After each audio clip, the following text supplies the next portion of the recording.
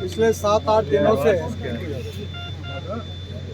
इस आपत्ति का मुकाबला हम सब लोग सब प्रकार के प्रयासों से कर रहे हैं।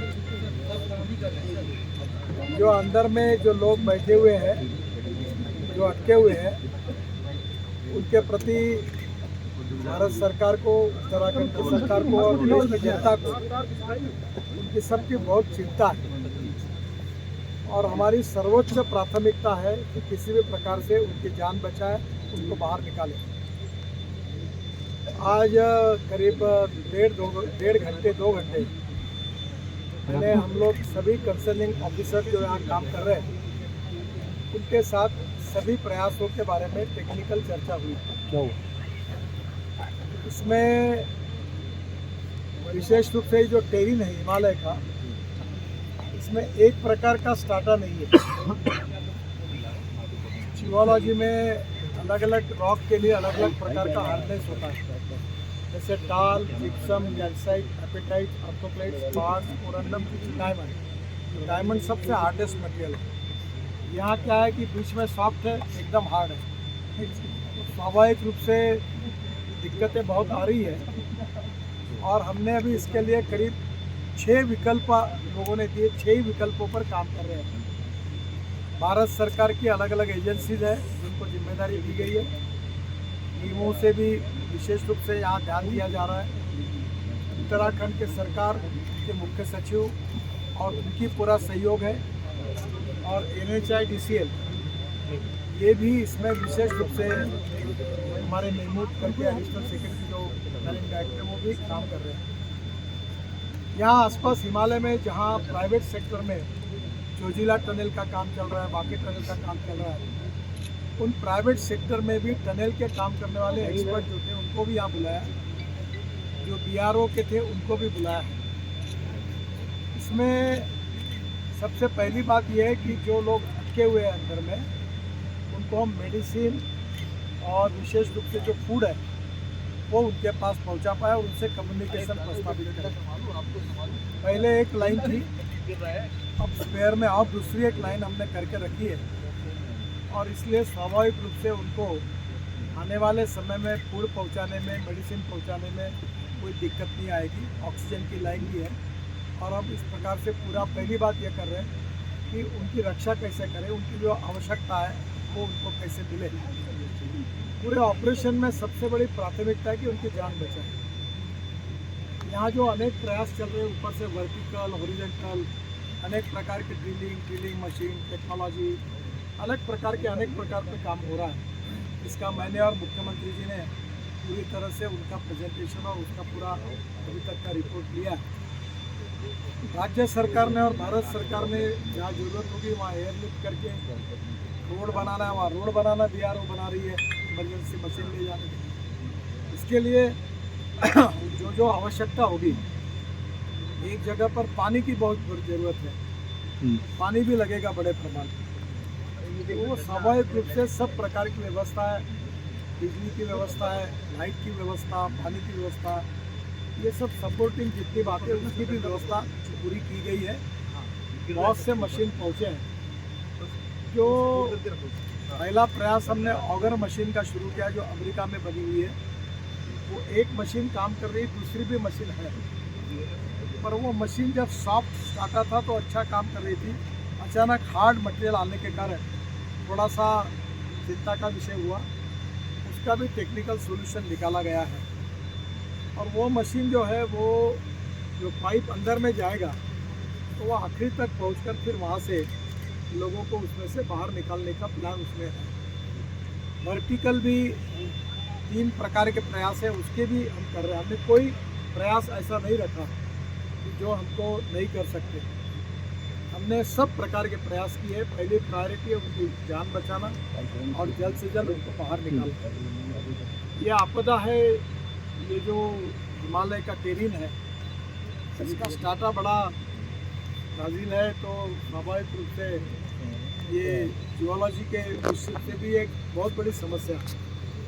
और फिर भी इसको जो कंक्रीट का लाइनिंग करते हैं वो भी किया है, काफ़ी जब तक वो हुआ है और दोनों बाजू से उसको करके फिर वो हम लोग आखिर तक पहुँचते हैं।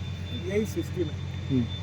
जम्मू के श्रीनगर के बीच में हम 18 टनल बना रहे, जो 15 बन गई, फिर जोजिला बना रहे। तो करीब उत्तराखंड, हिमाचल और कश्मीर, जम्मू कश्मीर को पकड़ कर हम कम से कम 2.25 लाख करोड़ के टनल बना रहे हैं। ये जो लैंडस्लाइड्स होती है, इसके लिए भी हमने स्पॉट्स भी आइडेंटिफाई किए हैं और उसके लिए भी परमानेंट सोल्यूशन कैसे ढूंढा जाए, उसमें उत्तराखंड के सरकार ने भी एक रिसर्च इंस्टीट्यूट खोला है। हमने स्विट्ज़रलैंड के काफ़ी कंपनियों के साथ चर्चाएँ की है और इसके लिए भी परमानेंट व्यवस्था हमारे मिनिस्ट्री में करके इसको प्रोटेक्ट करने के बारे में हम काम करेंगे। मुझे लगता है कि आप भी पूछेंगे ये कब होगा। जी। स्वाभाविक रूप से मैं इतना ही बता सकता हूँ, ये जो ऑगर मशीन है, ये अगर ठीक से चल गई तो हम 2-2.5 दिन में वहाँ तक पहुँच सकते हैं और वो भी प्रयास सबसे नज़दीक होने वाला है। और इसके अलावा अलग अलग प्रयास चाहे कितने भी दिन के हों, अगर उसके लिए भी हमने वर्टिकल भी अनेक प्रकार से जगह देकर वहाँ भी अंदर जाने की कोशिश कर रहे हैं। हिमालय की जियोलॉजी ऐसी है कि ना ये हार्ड पत्थर है। मैं महाराष्ट्र से हूँ, तो हमारे यहाँ पहाड़ मतलब होता है पत्थर, पर्याय नाम। तो दक्कन का जो डेक्कन है उनका पूरा बेसाल्ट है, पत्थर है, हार्ड होता है। मैंने मुंबई पुणे एक्सप्रेस हाईवे में करीब 5-6 टनल बनाए, तो अभी तक हमारे मन में यही परसेप्शन था कि पत्थर है। जब मैं अभी मनाली में गया तब मेरे ध्यान में आया कि हिमालय ऐसा है कि छोटे छोटे पत्थर है और मेजॉरिटी स्टार्टा ऐसा है कि उसमें मिट्टी है और वो एक जगह ऊपर उसका पहाड़ तैयार हुआ। तो ये बड़ा डिफिकल्ट टेरिन है, फिर भी हम लोग पूरी कोशिश कर रहे हैं। आज परिवारजनों को भी मैं मिला, मुख्यमंत्री और मैं, उनको भी हमने हिम्मत दी है और मुझे विश्वास है कि निश्चित रूप से हम सफल होंगे। प्रधानमंत्री जी के स्तर पर वो भी इसकी लगातार चिंता कर रहे हैं। हमारे दिल्ली में जो सेक्रेटरी है अनुराग जैन, उन्होंने स्पेशल सेक्शन खोल के रोज़ हमको 2-2 घंटे के बाद हम भी वहाँ रिव्यू कर रहे थे। बाद में उत्तराखंड की सरकार ने बहुत अच्छा सहयोग किया है, उनके सब डिपार्टमेंट यहाँ काम में लगे हैं। भारत सरकार के अनेक डिपार्टमेंट, रेलवे से लेकर ONGC तक, उनकी अलग अलग कारपोरेशन, उसके एक्सपर्ट लोगों की मदद ली है।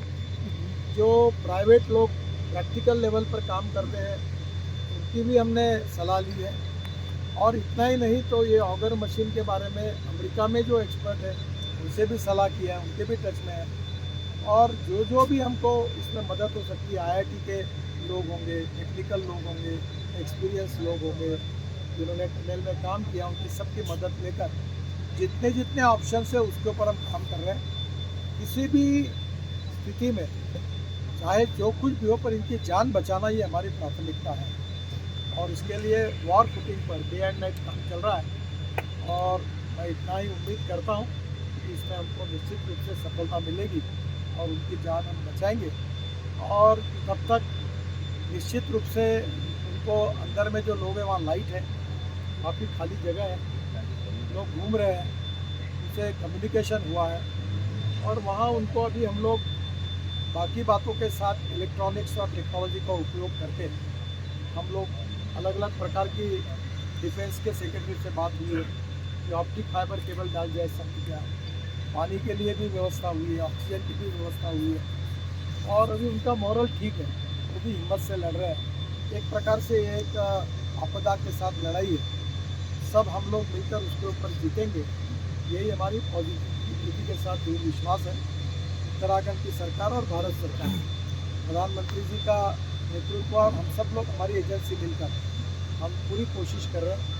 और आज एक्चुअली सुपर लेवल पर हर प्रयासों का टेक्निकल एक्सपर्ट के साथ हमने शांति से बैठकर एक चीज़ का पूरा मूल्यांकन करके इसमें और क्या होने लायक है और क्या उनको मदद चाहिए, कहाँ एयर लिफ्टिंग करनी है, मशीनरी की पार्ट्स कहाँ से लाने हैं, कहाँ की मशीन उपलब्ध हो सकती है, पाइप कहाँ से उपलब्ध हो सकते हैं।